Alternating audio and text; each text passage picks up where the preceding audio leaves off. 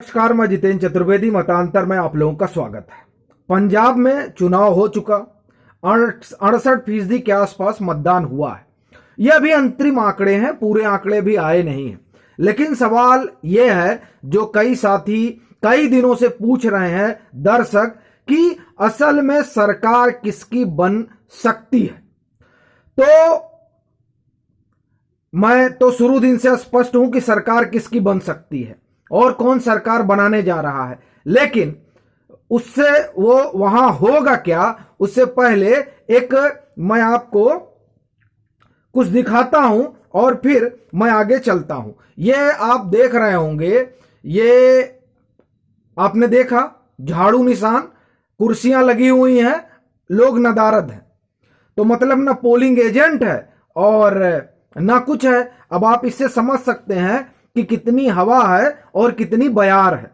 और ये जो आंधी है, इस आंधी की यही हाल है कि पोलिंग एजेंट तक नहीं मिल रहे हैं। तो ये तो आम आदमी पार्टी का हाल है। अब ये बात ठीक है कि संभवतः जो 2-3 दिन पहले बमबारी हुई एक तरीके से आरोपों की आम आदमी पार्टी पर, वो ऐसा लगता है कि जमीन पर असर कर गया। और उसका असर यह हो गया कि आम आदमी पार्टी की रही सही कसर भी निकल गई, जो कि उसने सोचा था कि ऐसा होगा नहीं। और यही वजह है कि जो 2017 में गलती हुई थी कि बिना चेहरे के वो उतरे थे पंजाब में, तो इस बार उन्होंने उस गलती को दोहराया नहीं। बाकायदे उन्होंने सामने चेहरा रखा और फिर पंजाब की सियासत में दो हाथ करने का मन बनाया। लेकिन मामला तब उल्टा पड़ गया जब कुमार विश्वास ने इनके ऊपर आरोपों के तीर चला दिए। और बात तब और बढ़ गई जब चरणजीत सिंह चन्नी ने केंद्रीय गृह मंत्री को पत्र लिख दिया और गृह मंत्री ने उधर से कह दिया कि नहीं, इस पर तो संज्ञान लिया गया है और कार्रवाई भी होगी। अब इस पूरे मामले ने जो है आम आदमी पार्टी की संभवतः जो संभावना दिख रही थी पंजाब में, उस संभावना को धूमिल कर दिया। ये जो खाली पड़ी कुर्सियां जो हैं, ये बता रही हैं कि कहानी क्या है। अब आते हैं कांग्रेस पे और फिर उन सवालों पे कि आखिर में ऐसा कौन है या ऐसा कौन सा वहां पर गठबंधन खड़ा हो रहा है जिसकी संभावना लोग देख रहे हैं। तो उस पर हम आएंगे, लेकिन कांग्रेस पर बात कर लेते हैं।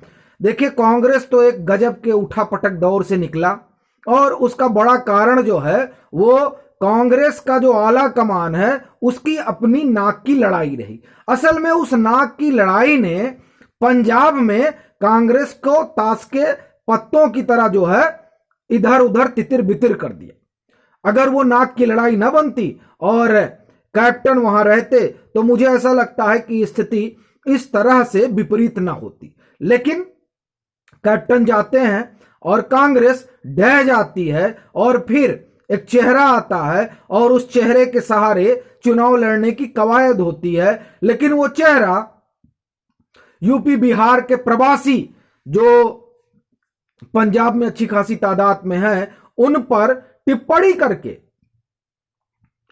एक अलग तरीके का माहौल बना देते हैं और कांग्रेस की जो कुछ संभावना रही हो उसको बट्टा लगा देते हैं। तो यह स्थिति तो वहां कांग्रेस की है।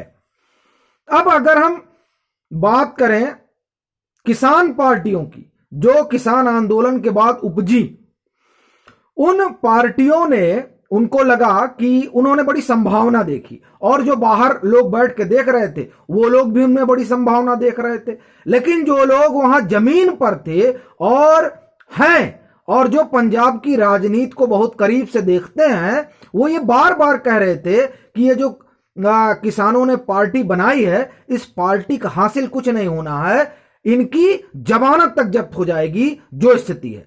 अच्छा, हुआ भी यही।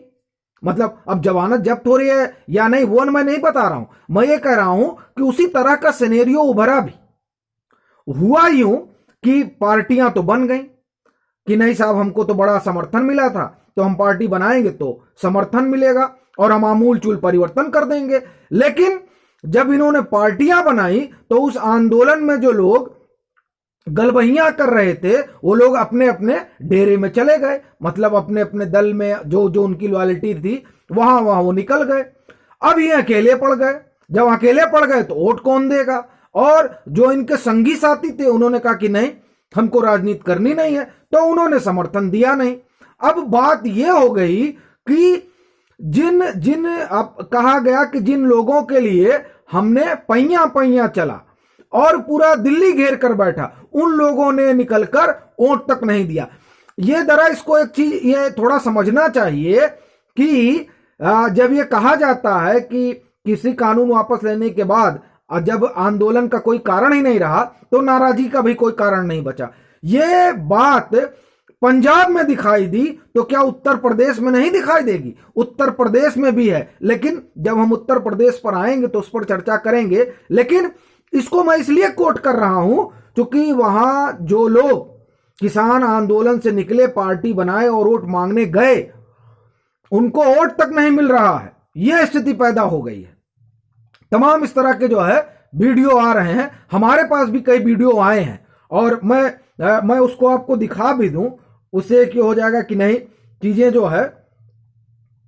तो इस तरह की जो चीजें आ रही हैं, ये देखिए, ये सज्जन जो है वहां पर टहल रहे हैं और बाकी जो कुछ कह रहे हैं वो चूंकि पंजाबी में है तो उतना तो अपने को पंजाबी आती नहीं है जो मैं आपको बताऊं। तो खैर, तो ये स्थिति हुई जो वहां किसान आंदोलन के बाद पार्टियां बनी, जो किसानों ने पार्टियां बनाई।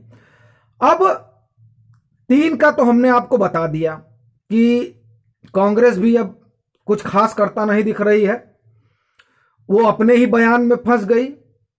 आम आदमी पार्टी आप देख ही रहे हैं। अब बचती है भाजपा का गठबंधन और अकाली। ये क्या करने जा रहे हैं? असल में यही तय करेगा वहां का भविष्य। भाजपा क्या कर रही है? तो देखिए, यह साफ संकेत मिल रहा है कि भाजपा शहरों में बड़ा बेहतर प्रदर्शन करने जा रही है और यह ऐसा प्रदर्शन होगा जो उसने अपने इतिहास में कभी नहीं किया होगा। और वैसे भी उसने अपने इतिहास में कभी 60 से 70 सीटों पर चुनाव भी नहीं लड़ा। वो तो अपने इतिहास में हमेशा अकाली के साथ ही रही। तो इस बार वो अलग लड़ रही है और शहरी सीटों पर उसको बड़ा मजबूत माना जा रहा है।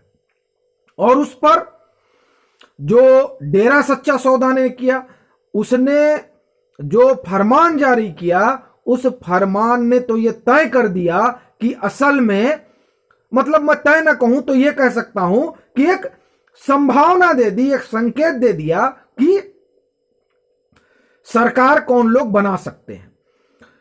डेरा जो है, डेरा सच्चा सौदा की मैं बात कर रहा हूं, जिस पर हम लोग कह रहे थे कि उनके बारे में कहा जा रहा है कि वो भाजपा को समर्थन करेंगे, तो दरअसल ये जो कहा जा रहा था ये सही होता नजर आ रहा है।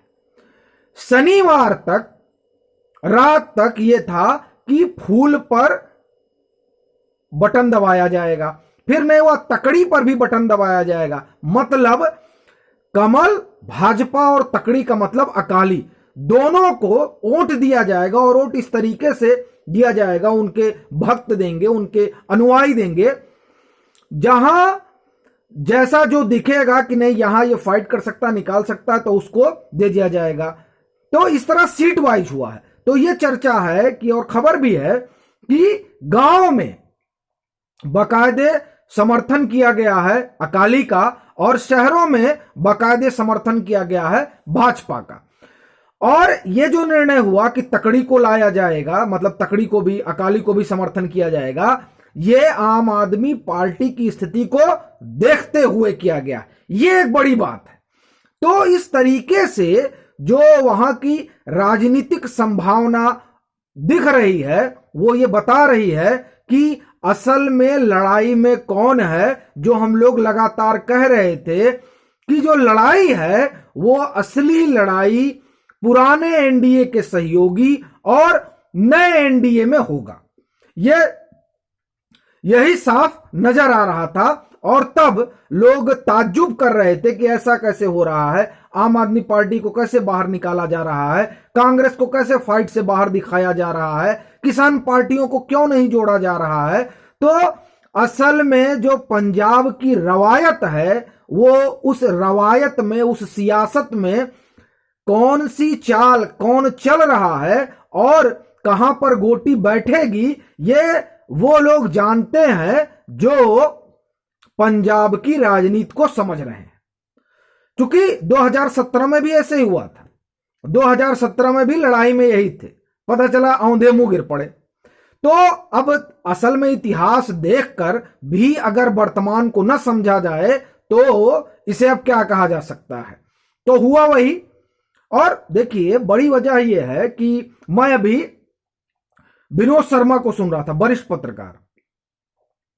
उन्होंने कहा कि वो उनका अपना अनुभव है, वो बताते हैं कि पंजाब में मैं टहल रहा था तो एक जगह टकराया और वहां पर महिलाओं ने ये कहा कि अभी, उन्होंने ये भी कहा कि नहीं, उन महिलाओं ने कहा कि नहीं ये काम अच्छा कर रहा है, ये अरविंद केजरीवाल को लेकर उन महिलाओं ने कहा, ऐसा विनोद शर्मा का दावा है।